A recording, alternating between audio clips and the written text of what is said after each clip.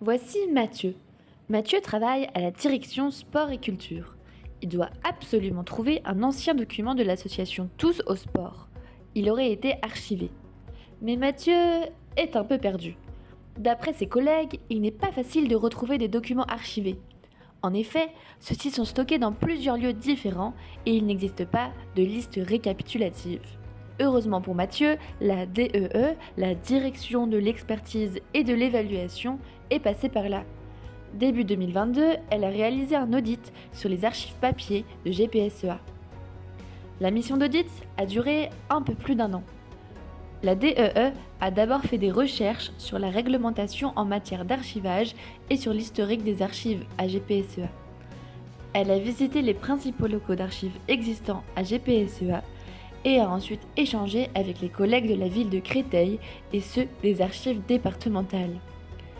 La DEE a également interrogé, via des questionnaires, les directeurs et responsables d'équipements culturels et sportifs. Enfin, elle a questionné les archivistes d'autres établissements publics territoriaux pour connaître leurs bonnes pratiques. C'est ce qu'on appelle un benchmark. Et voici le rapport d'audit de la DEE. Il présente les constats en matière d'archivage et les solutions possibles. Mais qu'a-t-on appris ? Les archives sont soumises à des règles spécifiques qui distinguent les archives courantes, celles qu'on utilise au quotidien et qui restent en principe dans nos bureaux, les archives intermédiaires qui ont fait l'objet d'une première sélection et les archives définitives qui devront être conservées jusqu'à l'expiration du délai légal. Premier constat, beaucoup de directions conservent leurs archives définitives dans leur bureau, alors qu'elles devraient être classées dans les locaux dédiés.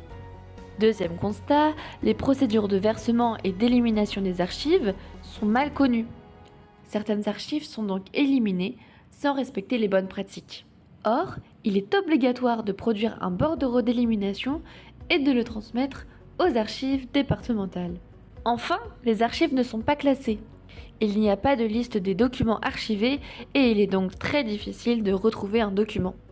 Face à tous ces constats, plusieurs solutions ont été étudiées.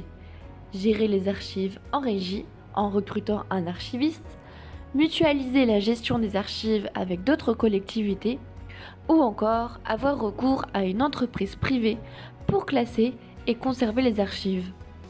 L'audit a ensuite identifié 3 priorités. Réaliser un état des lieux complet des archives papier, relancer la procédure d'archivage avec des modèles actualisés de bordereaux et désigner des référentes archives en interne. Trier les cartons de divers documents hérités des anciennes communautés d'agglomération, stockés dans un lieu non adapté. Et alors, à quoi cet audit a-t-il servi ?